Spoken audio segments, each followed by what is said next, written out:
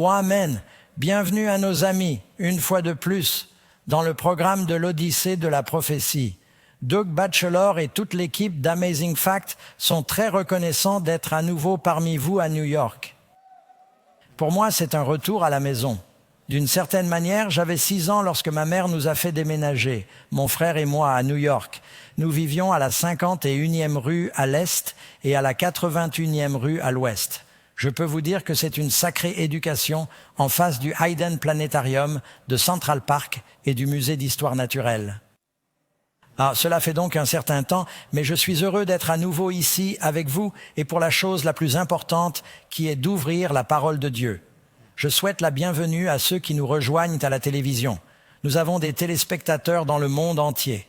Tous nos amis qui regardent sur ABN, Hope Channel International, Good News Network, Roku, YouTube et probablement 20 autres façons de partager ce programme. En fait, nos amis qui nous regardent en ce moment même, ici et ailleurs, peuvent envoyer un message à tout le monde.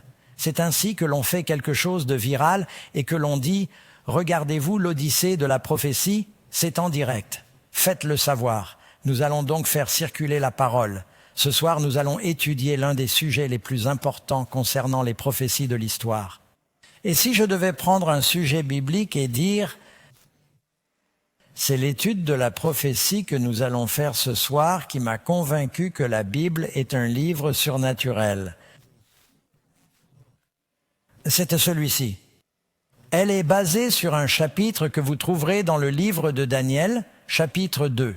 Bien sûr, n'oubliez pas que nous avons des guides d'études que vous pouvez télécharger sur le site de l'Odyssée des prophéties. Nous avons des guides d'études qui nous accompagnent et ce programme, au moment où je vous parle, est traduit en 16 langues différentes, plus l'anglais. Les guides d'études sont également disponibles dans la plupart de ces langues. Vous savez, Jésus a dit que l'évangile du royaume irait dans le monde entier. Et ensuite, la fin viendra.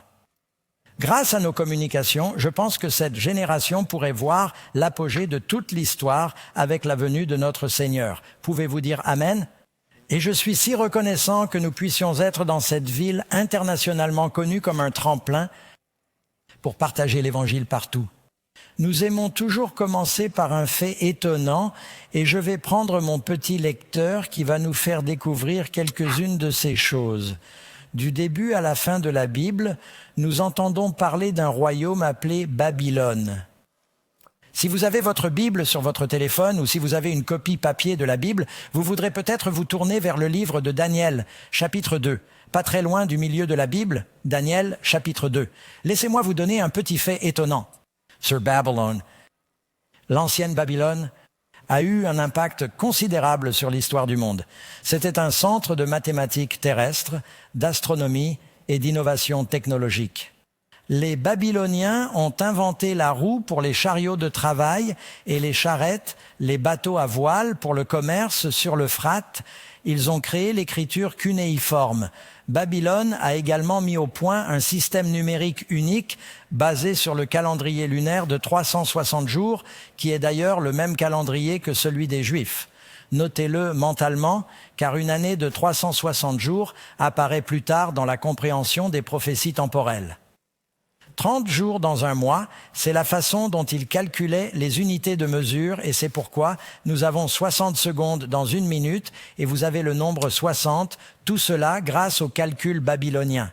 Ils ont également divisé le ciel étoilé en 36 constellations. Je suis pilote, 360 degrés pour un cercle. Et c'est ce que nous utilisons aujourd'hui en mathématiques. C'était d'excellents mathématiciens. C'est intéressant, ne manquez pas ça. Le carré sacré babylonien est composé de 6 cases par 6 cases avec un chiffre 1 dans la case 1, 2, 3, 4. Si l'on additionne tous ces chiffres de 1 à 36, on obtient 666. Babylone apparaît dans le livre de l'Apocalypse. Et j'espère que vous ne savez pas ce qu'est une roulette, mais vous savez qu'une roulette comporte 36 chiffres et que si vous additionnez 1 plus 2 plus 3 jusqu'à 36, vous obtenez 6666, ce qui est un chiffre tout à fait unique. Saviez-vous que si vous additionnez les 6 premiers chiffres romains, vous savez les chiffres romains, IVX et ainsi de suite, vous obtenez 666. Cela va donc jouer un rôle dans la prophétie, mais c'est juste pour vous mettre en appétit. Le zénith de l'histoire babylonienne se situe donc sous le règne d'un certain Nabuchodonosor II. Et nous ne savons pas grand-chose ou n'entendons pas grand-chose sur Nabuchodonosor le premier, mais Nabuchodonosor le second était un homme extrêmement intelligent, bien éduqué, un maître, un militaire et un administrateur, mais il pouvait aussi être brutal et impitoyable, ce qui explique en partie pourquoi il a réussi à inspirer la peur à tout le monde. Le zénith de l'empire babylonien se situe entre 612 et 539 ans avant Jésus-Christ. Nabuchodonosor est arrivé vers 597 et a envahi pour la première fois la terre d'Israël. Au cours de cette période, il a emmené environ 10 000 captifs parmi les captifs qu'il a emmenés de Babel, d'Israël à Babylone. Il y avait 4 jeunes hommes, comme l'avait prédit le prophète Ésaïe au roi Ézéchias. Ézéchias s'est vu dire par Ésaïe: « Les fils qui sortiront de toi seront emmenés dans le royaume de Babylone et deviendront eunuques. » Et c'est exactement ce qui s'est passé plusieurs centaines d'années plus tard. Il s'agit d'une petite carte à l'écran pour ceux qui nous regardent, afin de vous donner une idée de l'étendue du royaume de Babylone, ajouté au zénith, qui touchait les rives de 5 grands océans. Pendant que nous parcourons la prophétie ce soir, je tiens à préciser que nous allons parler des principaux empires du monde qui ont été annoncés dans la prophétie avant qu'ils n'existent. La raison pour laquelle ces empires sont mis en évidence est qu'ils ont tous occupé le peuple de Dieu, qui était alors Israël. C'était aussi le carrefour entre 3 continents, l'Europe, l'Afrique et l'Asie. Ils considéraient donc qu'il s'agissait d'un empire mondial parce qu'ils contrôlaient le commerce entre ces continents. Ils étaient fabuleusement riches. Au zénith de son pouvoir, Nabuchodonosor avait une passion incroyable pour la construction. Il construit donc. Combien d'entre vous ont entendu parler des 7 merveilles du monde antique? La seule qui subsiste encore aujourd'hui, ce sont les pyramides de Gizeh. Karen et moi y sommes allés il y a quelques années. Ce n'était pas seulement l'année dernière, le temps passe vite. Et il y avait des choses comme le colosse de Rhodes et le phare d'Alexandrie. L'une des 7 merveilles du monde antique, selon l'historien Hérodote, étaient les jardins suspendus de Babylone. Nabuchodonosor a épousé une fille des montagnes, et Babylone est une plaine. Elle avait constamment le mal du pays parce qu'il n'y avait pas de montagne. Il lui dit « Je vais te construire une montagne ». Elle dit « Mais il n'y a pas d'arbres ». Il a dit « Je vais planter des arbres, des montagnes et des fleurs ». Et il construisit ces magnifiques jardins exotiques suspendus. Certains historiens anciens disent qu'il avait trouvé une méthode pour pomper l'eau de l'Euphrate et l'irriguer. Des cascades descendaient donc de cette montagne artificielle. Vous avez donc l'image en tête. Ce royaume gigantesque, très puissant, très opulent, un historien dit qu'il s'étendait sur 60 miles autour du périmètre. C'est plus grand que Los Angeles aujourd'hui. C'était énorme. Nabuchodonosor s'est endormi un soir. Il était très fier de la façon dont Dieu l'avait béni. Il pensait aussi qu'il était assez intelligent. C'était un homme fier. Il savait que ce royaume était grand et il se demandait combien de temps il durerait. Il comprenait l'histoire, comment un royaume se bat contre un autre. Et alors qu'il dormait cette nuit, troublé, se demandant combien de temps durerait le royaume, il fit un rêve qui ne ressemblait à aucun autre rêve. Je ne sais pas si vous avez déjà fait un rêve et si vous vous êtes dit que ce n'était pas un rêve normal. C'était un rêve en 3 dimensions. C'était une vision. Mais il voulait le comprendre. Si vous avez vos Bibles, nous allons faire une pause et lire ce qui suit.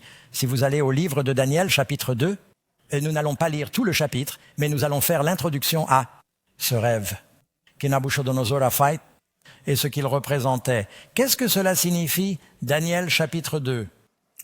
Et nous allons lire les premiers versets. Et nous lirons les premiers versets. Verset 1, Daniel, chapitre 2.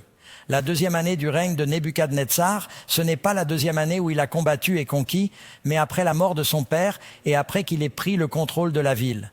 La 2e année du règne de Nebuchadnezzar, Nebuchadnezzar eut des rêves et son esprit fut si troublé que le sommeil le quitta.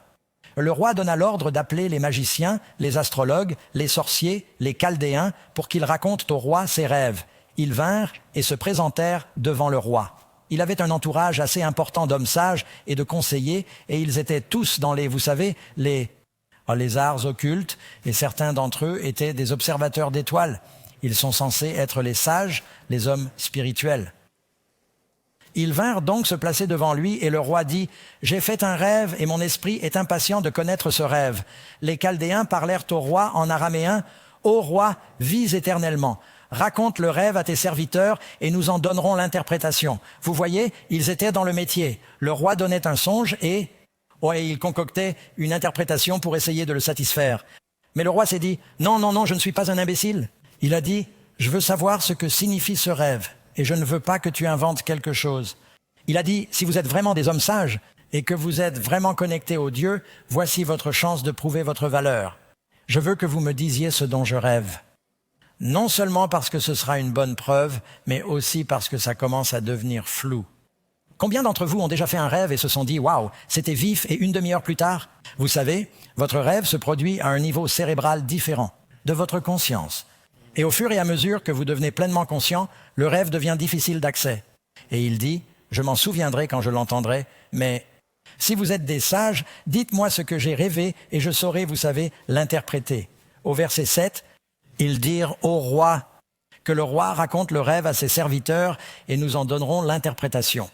Le roi prit la parole et dit d'un ton sévère, je sais que vous voulez gagner du temps, tu gagnes du temps, car tu vois que ma décision est ferme.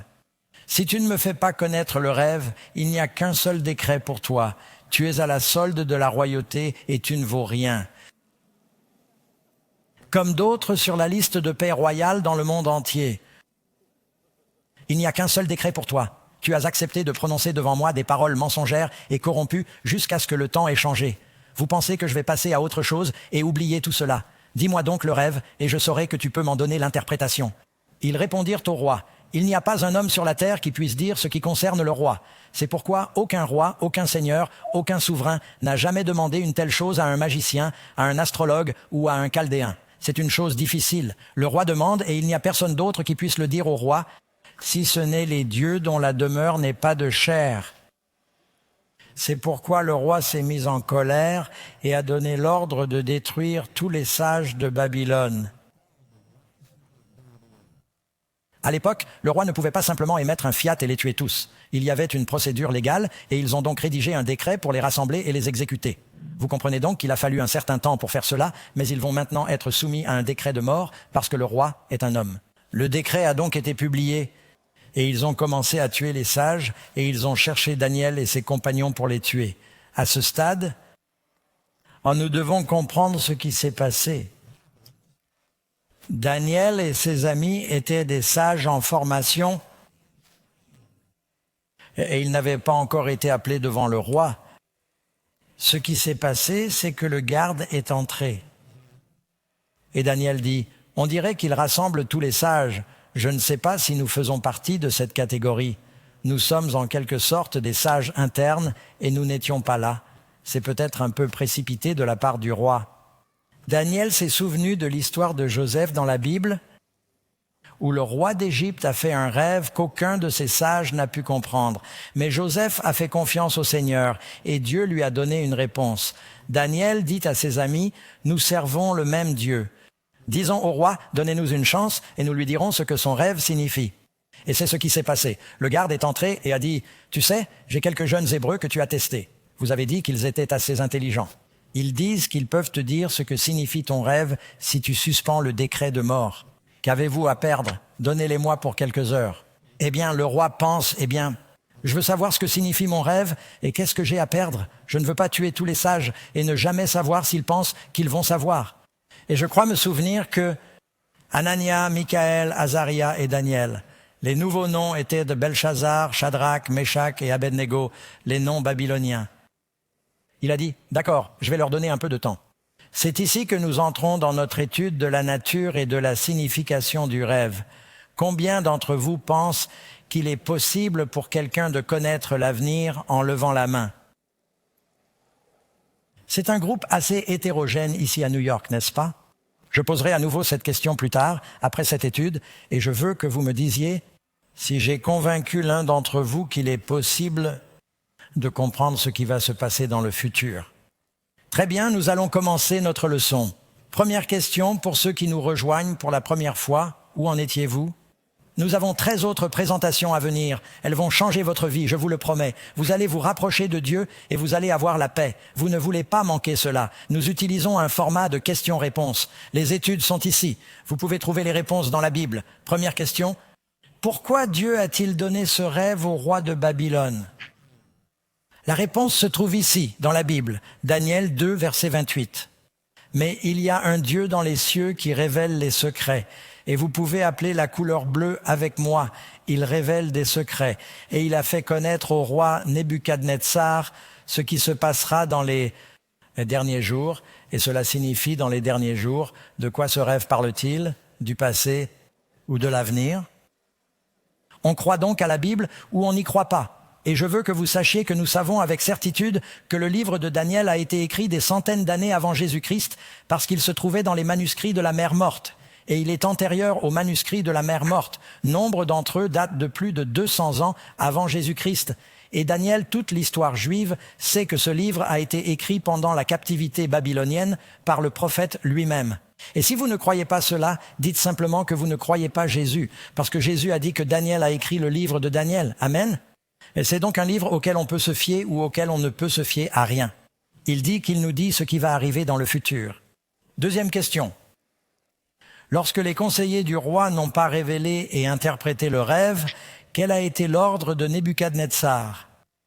Comment le roi a-t-il réagi? Qu'est-ce que le roi a ordonné?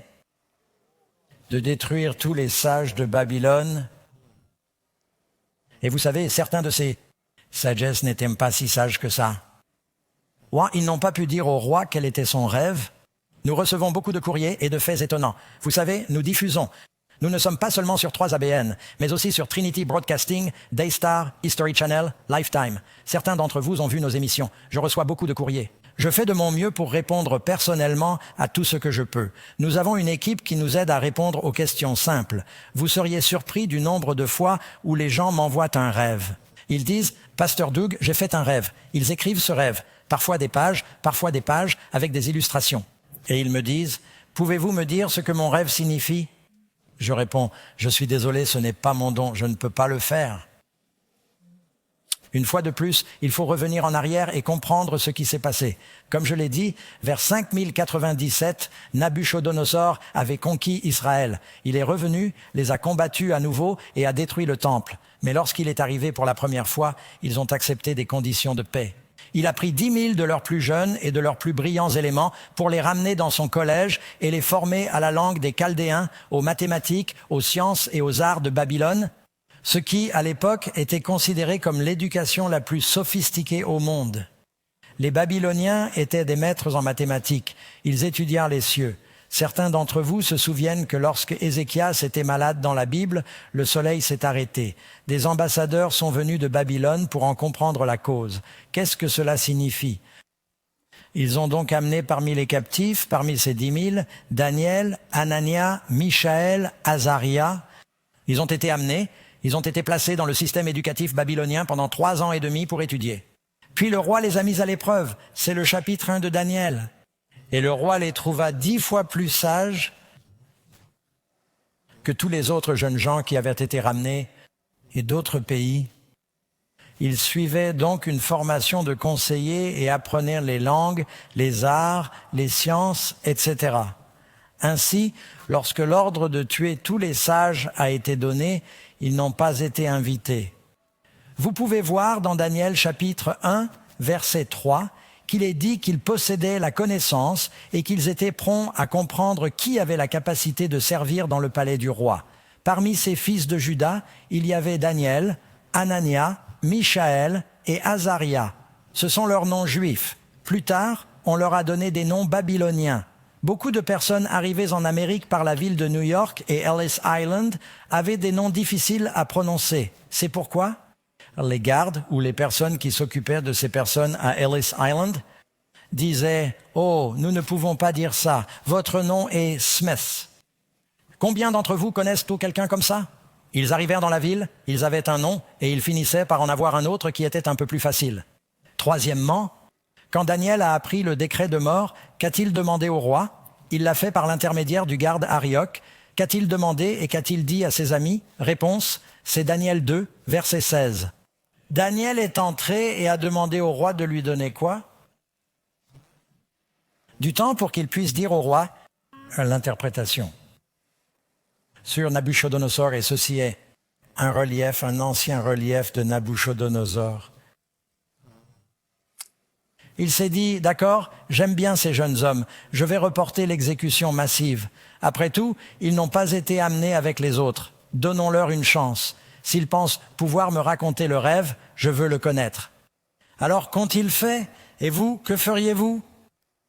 Daniel est allé dans sa maison. Il a fait connaître la décision à Hanania, Michaël et Azaria, ses compagnons, afin qu'ils implorent la miséricorde du Dieu des cieux au sujet de ce secret. Secrète. Dieu révèle-t-il des choses secrètes à ses prophètes? Oui, il le fait. Que s'est-il passé cette nuit-là en réponse à leurs prières sincères et sincères? Pouvez-vous vous imaginer prier en disant « Seigneur, j'ai besoin de faire un rêve cette nuit, mais je n'ai pas besoin de n'importe quel rêve. J'ai besoin de faire le rêve du roi, mais je n'ai pas seulement besoin de rêver le rêve du roi, j'ai besoin de savoir ce que le rêve du roi signifiait. » C'est une grande prière. Cela demande une grande foi. Que s'est-il passé en réponse à cette prière et à qui Daniel et ses amis en ont-ils attribué le mérite? Réponse, Daniel 2, versets 19 et verset 28. Alors le secret fut révélé, non pas à eux tous, mais à Daniel. Daniel bénit alors le Dieu des cieux. Et il a dit, il y a un Dieu dans les cieux qui révèle des secrets, et vous allez avoir quelques secrets révélés à vous ce soir, mes amis, qui, je pense, vont changer votre vie. D'ailleurs, Dieu répond aux prières. Ces réunions sont une réponse à la prière. Croyez-moi sur parole, savez-vous qu'avant l'émission d'hier soir, les ordinateurs sont tombés en panne, tout est allé de travers, et ils priaient dans les coulisses, et juste au moment où l'émission commençait, tout est revenu en ligne. Dieu répond aux prières, je vous le dis. 5e question. Quels sont les 2 objets principaux que Daniel dit avoir vus dans le rêve? Le rêve est donc composé de 2 choses principales. Maintenant, je veux vous lire ceci. Reprenez vos Bibles. Laissez-moi vous lire ce que Daniel a vu. Il est amené devant le roi et le roi lui dit « Que peux-tu me dire? As-tu fait ce rêve ?» Allez au verset 31, Daniel chapitre 2.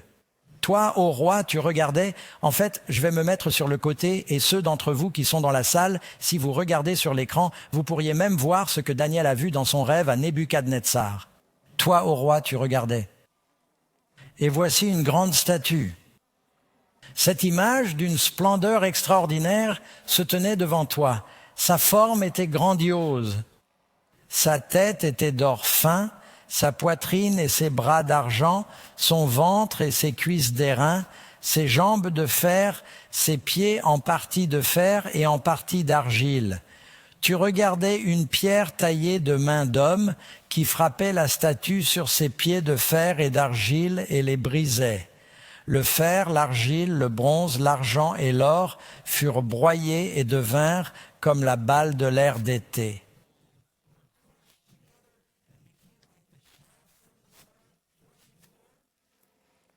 Le vent les emporta et l'on n'en trouva plus trace. La pierre qui avait frappé la statue devint une grande montagne qui remplit toute la terre. Voilà le rêve. As-tu vu l'image, mon ami? Oui, c'est vrai. Il se peut qu'elle réapparaisse avant la fin, car nous aurons besoin de la revoir. Revenons à notre leçon et parlons de ce dont il s'agit. La Bible est claire si vous regardez les 10 commandements. Qui sait ce qu'est le 2e commandement? Ah, tu ne te feras pas d'image taillée. C'est ce que l'on appelle dans la Bible une image. Vous avez rêvé d'une image. Les images représentent de fausses religions. Et ces fausses religions, avec tous les métaux et minéraux de cette image, représentent des gens qui adorent des idoles d'or, d'argent, de bronze, de fer et d'argile, de la porcelaine, peu importe. et les choses du monde qu'ils adorent. La religion contrefaite, les royaumes du monde qui s'opposent au royaume de Dieu. Mais finalement, à la fin, vous avez une pierre qui est taillée, remarquée, sans la main de l'homme. Savez-vous que lorsque les Juifs construisaient leur autel, il leur était dit de ne pas lever leur outil dessus. Tu le polluerais. Ne soyez pas tentés de commencer à la sculpter pour en faire une statue de vache ou autre. Il leur a dit, prenez une pierre brute. Je veux que ce soit une pierre sans main d'homme. Et elle détruira tous les autres royaumes. Elle deviendra une montagne et remplira toute la terre. Dans la Bible, les montagnes représentaient des royaumes. Le royaume du Christ est cette pierre taillée de main d'homme. C'est la pierre qui a abattu Goliath. Amen. C'est la pierre, a dit Jésus. Si tu bâtis ta maison sur cette pierre, celui qui entend mes paroles et qui les met en pratique est un homme sage qui bâtit sur le roc. La tempête viendra et la maison restera debout. J'espère que vous construisez sur le roc, mes amis. Nous parlons ici des royaumes du monde et nous décrivons les royaumes qui occuperont le peuple de Dieu et qui seront finalement détruits. Revenons à notre leçon. Quelles sont les deux choses mentionnées dans l'image? Daniel 2, versets 30 et 1. Toi, ô roi, tu regardais, et voici une grande statue. On peut aussi dire une grande idole. Les Babyloniens ne manquaient pas d'idoles, pas plus que les autres royaumes qui leur ont succédé. L'autre chose qui est très différente, qui est distincte, qui écrase l'idole. Vous avez regardé pendant qu'une quoi? Une pierre a été taillée sans main. Encore une fois, 10 commandements écrits sur quoi? Par le doigt de Dieu et non par la main de l'homme. Remarquez donc le contraste. Et dans l'image que vous avez, et ensuite, ils peuvent me le remettre en place. Je veux juste la revoir parce que nous allons la parcourir. On se retrouve avec l'or, puis l'argent, le bronze, le fer, puis l'argile dans les pieds, et l'argile est mélangée au fer. D'accord, vous avez compris cette image? D'accord, nous allons dire au revoir à notre idole pendant 1 minute, alors que nous poursuivons notre leçon. Lorsque Nabuchodonosor est assis ici et que Daniel présente l'image, le roi lui dit « Très bien, le sage, tu as dit que tu pensais connaître mon rêve. Quel était mon rêve ?» Il commence à raconter tout le rêve au roi. Et à quoi pensez-vous que le visage du roi ressemblait? Il se dit « Oh oui, ouais. Comment es-tu entré dans ma tête? Comment as-tu su cela ?» Et après que Daniel ait dit au roi exactement ce qu'il a vu avec une grande précision, puis quand Daniel dit « Maintenant je vais vous dire ce que cela signifie », tout d'abord, le roi est prêt à adorer Daniel. Puis il dit « Non, non, je ne peux pas te raconter ton rêve. » Daniel est si humble qu'il donne la gloire à Dieu. Il dit « Dieu, cela vient de Dieu. » Il te le raconte. Maintenant, il commence à donner l'interprétation. Très bien, première partie. Découvrons ce que tout cela signifie. Que représente la tête d'or? Daniel a dit, et c'est Daniel chapitre 2, verset 38. « Tu es ainsi, me dit la réponse. Tu es quoi? La tête d'or, c'est-à-dire Nabuchodonosor, toi et ton royaume de Babylone, vous êtes un empire d'or. L'or était leur monnaie. Et c'était l'un des empires les plus splendides du monde antique. C'est pourquoi on l'appelle la tête d'or. C'était un empire mondial qui a de nouveau affecté le monde civilisé de l'époque. Je sais que les Incas avaient un royaume, pas tout à fait à cette époque, mais il y avait de grands royaumes en Chine, au Cambodge et en Inde. Et nous n'essayons pas de diminuer les autres grands empires. Cette vision traite des empires qui occupaient le peuple de Dieu, qui était le gardien de la parole. Vous savez que la nation juive a reçu de Dieu les oracles de la vérité. La Bible est principalement écrite par des Juifs. Vous savez que vous êtes d'accord avec cela. Et si vous êtes chrétien, la Bible dit que vous êtes la descendance d'Abraham. Il est donc question ici de la préservation de la parole de Dieu qui irait dans le monde, dans les royaumes qui l'occupaient. Et vous allez voir tout cela si vous avez prêté attention à l'histoire du monde lorsque vous étiez à l'école primaire. Nous savons que Babylone était un empire mondial. Fait étonnant, les historiens affirment que les murs de Babylone mesuraient plus de 200 pieds de haut et 50 pieds de large, ce qui permettait à 4 chars de rouler de front sur le sommet des murs. Et comme je l'ai dit, un historien a affirmé qu'il s'étendait sur 15 miles de chaque côté. Ils avaient des murs intérieurs et extérieurs, et ils pensèrent que la ville ne serait jamais conquise. Une fois de plus, la carte qui parle de l'étendue de leur domaine était gigantesque, contrôlant le commerce entre 3 continents. Tout cet argent affluait. Combien d'entre vous sont allés à Dubaï? M'êtes-vous allé à Dubaï? J'y suis allé plusieurs fois. Si vous n'y êtes jamais allé, c'est la ville la plus riche du monde, peut-être Singapour, Dubaï, mais Dubaï est différente. Cette ville a été construite dans le désert. Une rivière d'argent coule dans cette ville grâce au pétrole. Et j'ai été dans des chambres d'hôtel qui avaient, je n'y ai pas séjourné, mais quelqu'un me l'a montré, des sièges de toilettes dorés. Je n'exagère pas, je l'ai vu. Je veux dire, la richesse, les voitures là-bas, Bergatis, Lamborghini, Maseratis partout. Des voitures de 5 ou 6 ans interdites sur la route, trop vieilles. L'argent, c'est incroyable. Babylone était comme Dubaï à l'époque, une puissance militaire fabuleuse. C'était incroyable. Tuer la tête d'or. Septièmement, le royaume de Babylone serait-il éternel? C'est ce qui préoccupait le roi. En dormant, il s'est dit, qu'arrivera-t-il à ma postérité? Nabuchodonosor a régné environ 39 ans et il voulait que ses fils, ses successeurs, aient une dynastie éternelle. Mais Daniel a dit, non, cela ne se passera pas comme ça. Babylone, a-t-il dit, allait tomber? Il faut savoir comment cela s'est passé historiquement. La Bible en donne un peu, mais pas tous les détails. L'Euphrate passait sous les murs de Babylone. L'Euphrate était beaucoup plus grand qu'il ne l'est aujourd'hui. D'ailleurs, une prophétie de l'Apocalypse dit que l'Euphrate s'asséchera lors de la 6e plaie. L'avez-vous lu?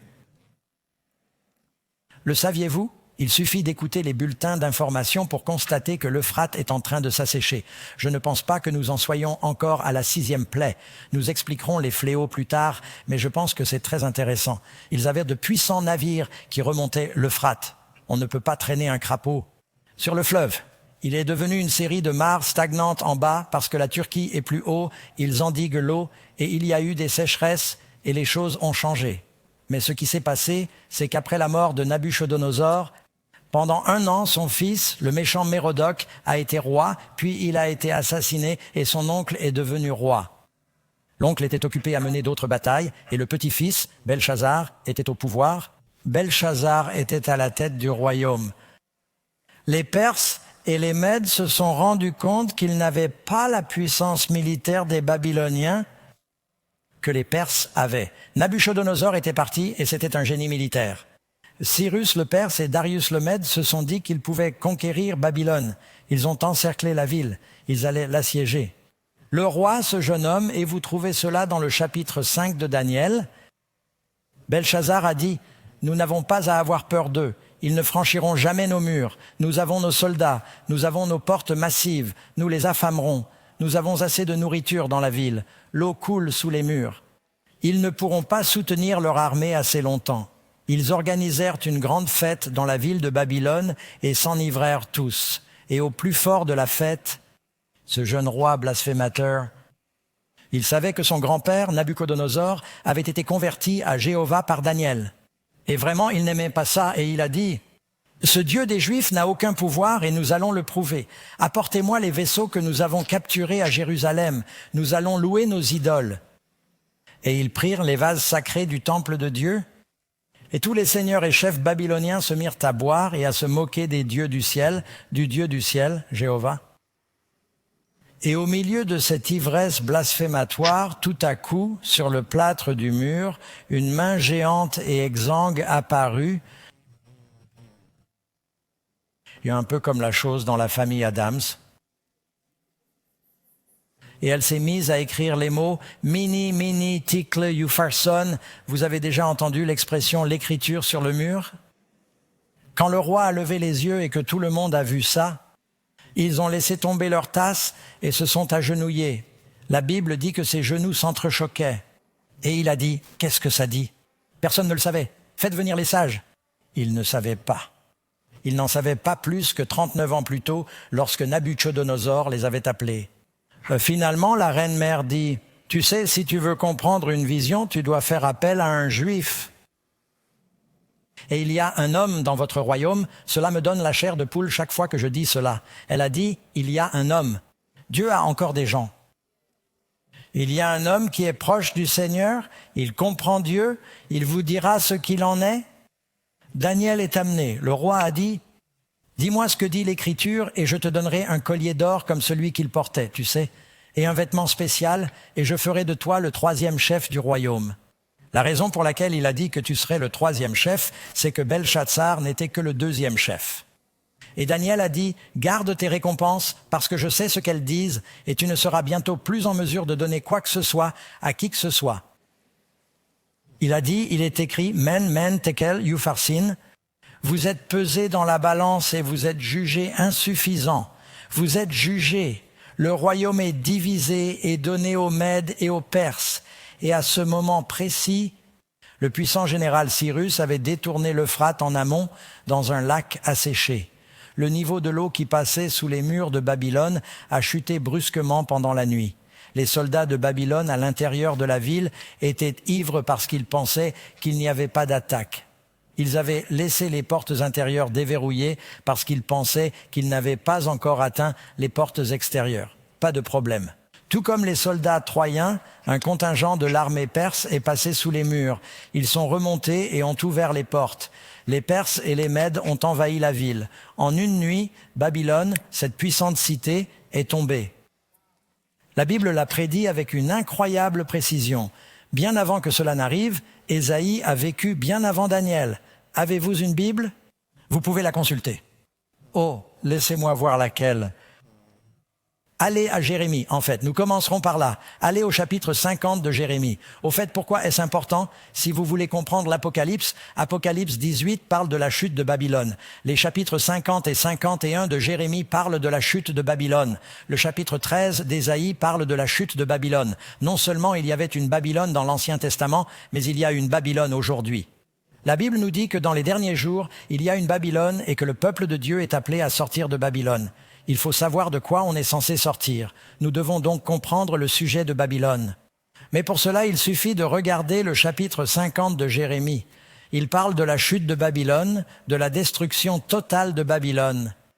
Ainsi parle l'Éternel, c'est la 51e année. Voici, je vais faire lever contre Babylone et contre les habitants de Leb-Kamala un vent destructeur. Il est dit que les soldats auront peur. Voyons voir. Le roi de Babylone a entendu un rapport, verset 43 du chapitre 50, et ses mains deviennent faibles et l'angoisse le saisit comme les douleurs d'une femme en couche. Il poursuit en disant que les portes resteront ouvertes. Et il est dit que leurs soldats sont devenus comme des femmes. Ils ne peuvent pas se battre. La ville est tombée en une nuit. Et dans Isaïe, il est dit que les rivières seraient asséchées dans l'ancienne Babylone. Regardez le chapitre 45 d'Isaïe. Je suis passé de Jérémie à Ésaïe. Isaïe a écrit ceci environ 700 ans après Jésus-Christ, des centaines d'années avant la naissance du roi Cyrus. Ainsi parle le Seigneur à son oint. Les manuscrits de la mer morte contiennent l'intégralité du livre d'Ésaïe. Nous savons qu'il a été écrit. Il s'agit d'une prophétie ancienne. Ainsi parle le Seigneur à son oint, à Cyrus, dont j'ai pris la main droite pour soumettre les nations devant lui, pour détacher l'armure des rois, pour ouvrir devant lui les doubles portes, afin que les portes ne soient pas fermées. J'irai devant toi et je redresserai les endroits tortueux. Je briserai les portes d'airain et je couperai les barres de fer. Lisez tout cela. Cela prédit ce qui s'est passé. C'est pourquoi, dans l'Apocalypse, il est question de l'assèchement de l'Euphrate. Vous comprenez la signification spirituelle de l'assèchement de l'Euphrate. Il a précédé la chute de Babylone dans l'histoire ancienne. Vous comprenez? Ainsi, Babylone a-t-elle duré éternellement? Babylone a-t-elle duré éternellement? Non, elle est tombée. Certains d'entre vous savent que Saddam Hussein a envahi le Koweït il y a quelques années et qu'il y a eu les 2 guerres du Golfe. L'un de nos fils était dans les Marines et a participé à l'une de ces guerres. Saddam Hussein avait l'intention de reconstruire l'ancienne Babylone, car les prophéties d'Isaïe et de Jérémie disaient que Babylone ne serait jamais reconstruite. Si vous le voulez, c'est le chapitre 13 d'Isaïe. Il y est dit que Babylone tombera. Elle deviendra des ruines. Elle deviendra un monceau de pierre. Elle ne sera jamais habitée. Elle ne sera jamais reconstruite. C'est ce que quelqu'un a dit à Saddam Hussein. Nabuchodonosor était un héros. En fait, vous avez ici une photo de Saddam Hussein avec Nabuchodonosor derrière lui. Si vous regardez certaines des pièces de monnaie irakiennes qu'il a imprimées, vous verrez son visage et celui de Nabuchodonosor. Saddam Hussein disait « Je suis la réincarnation ». Il voulait être le leader du monde arabe. C'est pourquoi il a attaqué l'Iran. Et il a commencé à essayer de reconstruire Babylone. Le projet a été interrompu lors de la première guerre du Golfe. Puis il y a eu une brève pause. Il a tenté de relancer la construction. Elle s'est à nouveau arrêtée. Il essayait de renverser la prophétie hébraïque. Vous ne pouvez pas la renverser. Le ciel et la terre disparaîtront. La parole de Dieu ne passera pas. L'ancienne Babylone est encore un monceau aujourd'hui. N'est-ce pas intéressant? Et Saddam est parti. Question continuée. Il est dit qu'un autre royaume s'élèvera après vous. Nous passons de l'or à quel métal? À l'argent. C'est le royaume perse. Au départ, il s'agissait du royaume médo-perse. À la fin, les Perses sont devenus le royaume dominant sous Cyrus le Grand. J'y suis allé, mes amis. Vous allez au British Museum. Voici le cylindre de Cyrus qui a été excavé près de l'ancienne Babylone.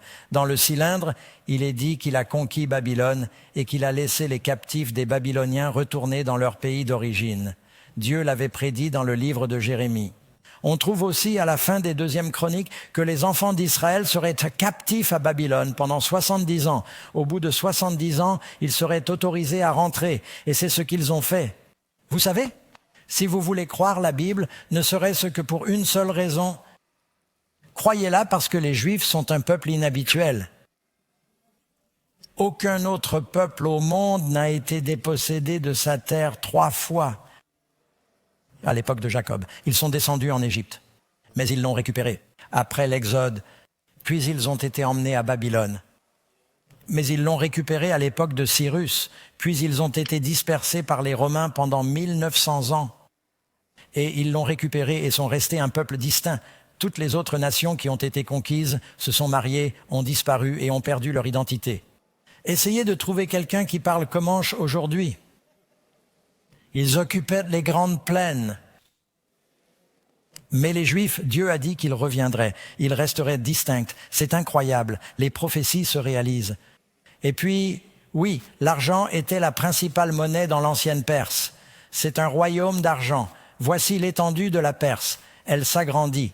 Vous remarquerez que les royaumes s'agrandissent, mais cela ne durera pas. Il a dit que vous auriez de l'argent, mais que l'argent serait en transition.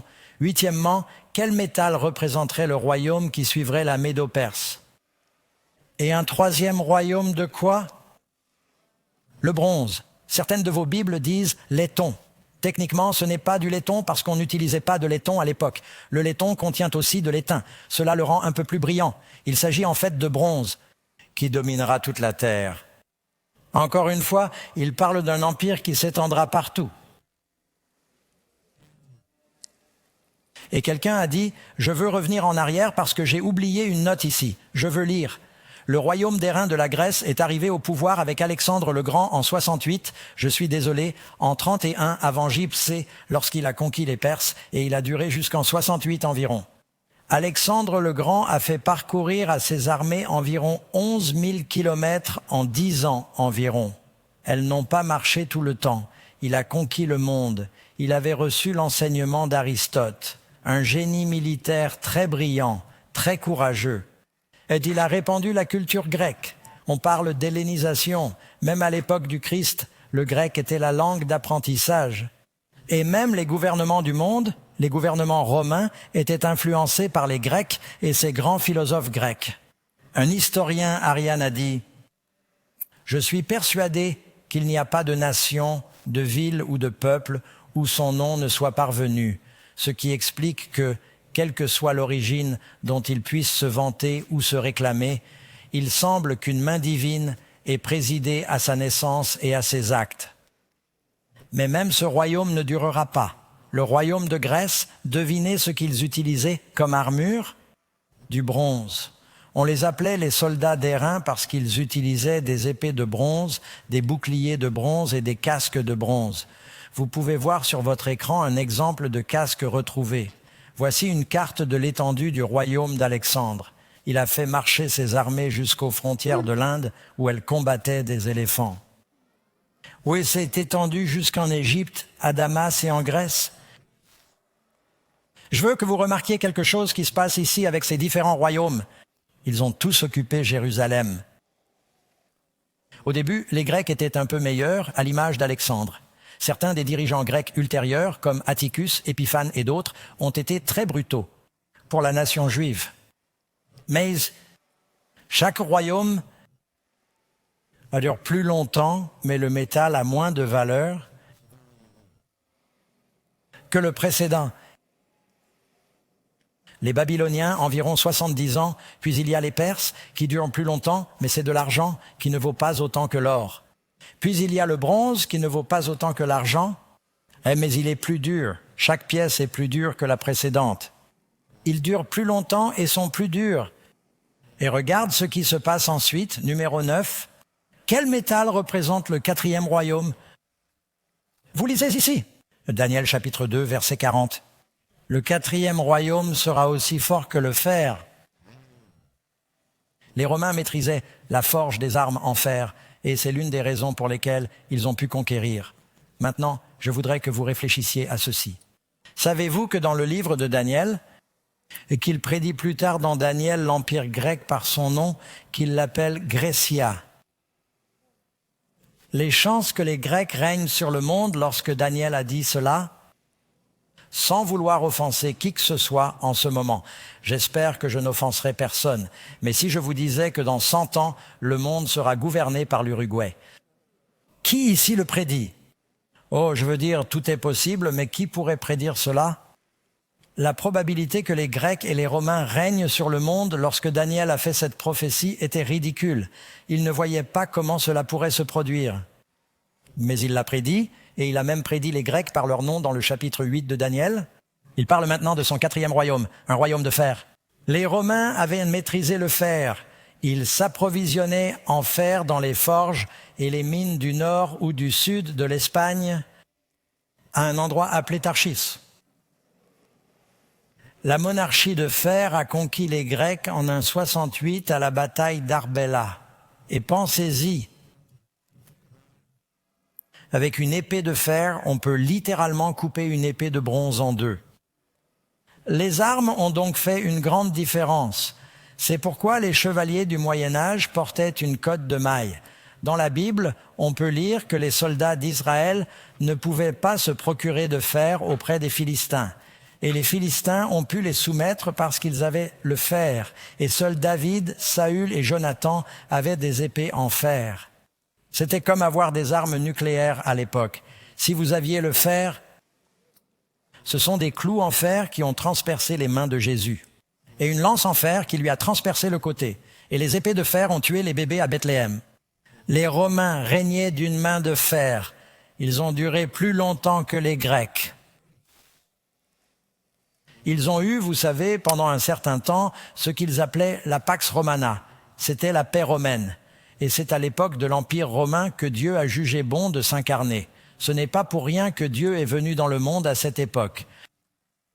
Pendant 40 ans, à l'époque d'Auguste César, une certaine paix régnait. On construisait des routes partout. Ainsi, lorsque le Christ est venu, que la connaissance de l'Évangile et la Pentecôte ont été répandues et que les Juifs de tout l'Empire romain ont entendu parler de Jésus, ils se sont dispersés dans le monde entier et l'Évangile s'est répandu. Et Jésus a dit quelque chose de scandaleux. Ce charpentier a dit « Mes enseignements iront dans le monde entier ». Et c'est ce qui s'est passé. Et les Romains ont influencé le gouvernement de chaque monde. Le monde d'aujourd'hui, vous savez, nous sommes toujours... Pourquoi avons-nous un mois appelé juillet? Jules César. Pourquoi avons-nous un mois qui s'appelle août? Auguste César. Pourquoi le mois de février est-il court? Parce qu'Auguste César voulait un mois aussi long que juillet. Il a donc dû enlever des jours à février pour les mettre sur août. Pourquoi avons-nous un jour de la semaine appelé dimanche, lundi, mardi, mercredi? Nous tenons cela des Romains.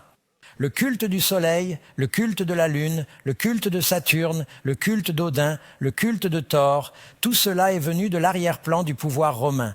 Le pouvoir romain était plus centré autour de la Méditerranée. Mais c'était un empire extrêmement puissant et durable. Daniel prédit les choses 1000 ans à l'avance. Il faut être un très bon prophète pour faire cela. Combien d'entre vous savent ce qui va se passer dans une semaine? Le météorologue a dit qu'il allait pleuvoir aujourd'hui. Dieu soit loué, il s'est trompé. Amen. Donc, je veux dire, et ils ont beaucoup de technologies que nous n'avons pas. Numéro 10. Que se passera-t-il après la chute de l'Empire romain? Le royaume sera divisé comme les orteils, et les pieds étaient en partie de fer et en partie d'argile. Le royaume sera donc en partie fort et en partie fragile. L'Empire romain a commencé à s'effondrer vers 476 avec JC. Cela ne s'est pas produit un jour en particulier, mais parce qu'ils étaient tellement préoccupés par les divertissements. Et la famille s'est effondrée. Vous savez, Auguste César croyait au mariage. Malgré ses problèmes, il soutenait la force de la famille. Puis il y a eu des gens comme Néron et Dioclétien qui étaient méprisables. Le royaume s'est affaibli, les soldats se sont affaiblis.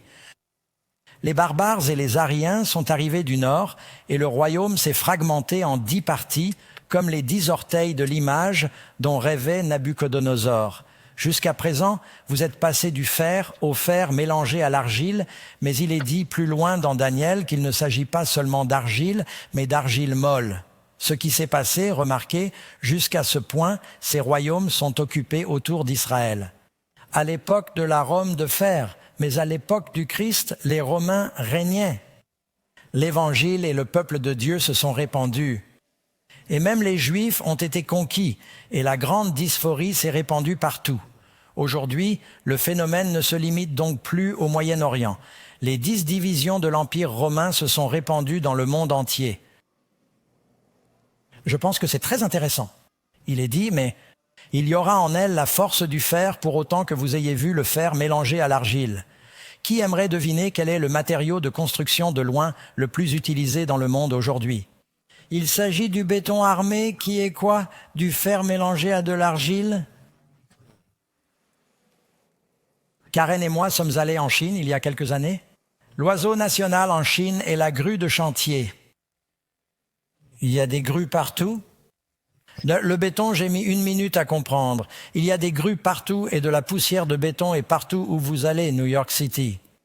Les Romains ont été parmi les premiers à maîtriser le béton, mais ils n'étaient pas armés au départ. Voici le Panthéon, l'un des plus anciens bâtiments en béton. Ce sont les Romains qui l'ont construit, et il est toujours debout aujourd'hui. Numéro 11, ces royaumes parviendraient-ils un jour à s'unir? Que dit la prophétie? Daniel 2, 43, ils se mêleront à la race des hommes, mais ils n'adhéreront pas l'un à l'autre comme le fer ne se mélange pas à l'argile. Vous savez, ils ont tous essayé. Ils ont tous essayé de reprendre le pouvoir des Césars. Vous avez entendu parler du Kaiser Wilhelm, vous savez comment? Que signifie le mot Kaiser? C'est le mot allemand pour tsar. En allemand, c'est le mot César. Et que signifie le mot Tsar? C'est le mot russe pour César. Hitler voulait le Troisième Reich. Il voulait être le César. Il voulait le réunifier. Les Anglais ont essayé de le faire par le biais du mariage. La reine Victoria était appelée la grand-mère de l'Europe parce que ses enfants et petits-enfants se mariaient dans toutes les familles d'Europe. Mais l'Europe s'est-elle unifiée ou avons-nous encore connu la Première Guerre mondiale et la Seconde Guerre mondiale? Karen et moi étions en Pologne l'année dernière et les Polonais craignent qu'une nouvelle guerre mondiale n'éclate en Ukraine et en Russie et ne s'étende à l'Europe et à l'OTAN. Qui établira le royaume final? Dieu soit loué. La Bible dit qu'il y a une pierre. Il y a un rocher des siècles taillé sans la main de l'homme parce qu'il est à l'image de Dieu. Et à l'époque de ces rois, mes amis, nous vivons à l'époque de l'Empire final. Le Dieu des cieux établira un royaume qui ne sera jamais détruit. Tous les autres royaumes ont disparu, mais il y a un royaume qui ne sera jamais détruit. Amen. Révision rapide. Revenez en arrière et je veux le mettre sur la scène pour que vous le voyiez à nouveau et que vous appeliez les réponses avec moi. Très bien. Voyons si nous pouvons remettre notre statue en place. Vous avez l'or. Quel royaume représente l'or? Babylone, suivi de l'argent qui représente la Médo-Perse de 5039 à 3031, suivi de quel royaume? La Grèce, 331 à 168, suivi du fer de quel royaume? Rome. Et puis il y a le fer et l'argile, qui est le royaume divisé des 10 nations d'Europe que vous avez, les Allomanes, les Francs, les Saxons, les Bourguignons, les Suèves. Je vous en donnerai la liste un autre soir. Ce royaume passe à l'étape suivante. Tous ces autres royaumes sont détruits parce que le rocher des âges vient. Jésus vient comme un astéroïde céleste et tous les autres seront anéantis. Qu'est-ce que la pierre fait aux autres royaumes du monde? Vous avez vu la pierre taillée de main d'homme frapper les statues de fer et d'argile sur leurs pieds et les briser. La pierre qui les a frappés, l'image, est devenue une grande montagne qui remplit toute la terre. Il est dit « Heureux les doux ». Quelle est la réponse? Ils rempliront la terre, mes amis. Je veux être l'un de ceux qui seront dans ce royaume. Savez-vous que le royaume spirituel est apparu lorsque Jésus est venu? Jésus a dit, le royaume des cieux est proche. Qu'a dit le roi lorsqu'il a entendu cette vision? Après avoir entendu l'interprétation claire du rêve par Daniel, du rêve, Nebuchadnezzar a dit, en vérité, ton Dieu est le Dieu des dieux et le Seigneur des rois, puisque tu as pu révéler ce secret. Maintenant, combien d'entre vous pensent que Dieu peut prédire l'avenir si tout le reste de cette vision s'est déroulé comme prévu? Pourquoi douterions-nous que la dernière chose va se produire? Mes amis, nous vivons à l'orée de l'éternité. La prochaine étape est la venue de Jésus. Karen et moi, nous promenions en ville aujourd'hui et nous avons été un peu déroutés par les gratte-ciel et l'animation des rues. Elle m'a demandé si nous allions dans la bonne direction. J'ai dit oui, nous essayons de descendre à la 37e rue et nous sommes ici à la 45e rue. Et remarquez, c'est passé de la 45e à la 44e. Qu'est-ce que j'attends ensuite? La 43e? Qu'est-ce qui vient ensuite? 42e? 41? 40? Est-ce que je m'attendrai à descendre jusqu'à la 37e rue? Oui. Si tout s'est passé comme prévu, pourquoi douterions-nous de la venue de Jésus? La parole de Dieu est éternelle. Elle ne faillit pas. Je veux faire partie de ce royaume spirituel. Je veux faire partie de ce royaume spirituel pour pouvoir faire partie de ce royaume éternel. Et vous, mes amis? Nous allons prier avec nos amis avant de quitter l'antenne. Mais n'oubliez pas, la prochaine émission, c'est quand? Demain soir, le grand méchant de la prophétie. Pourquoi y a-t-il du bien et du mal dans le monde? Ne manquez pas cette émission. Nous vous donnons rendez-vous. Que Dieu vous bénisse.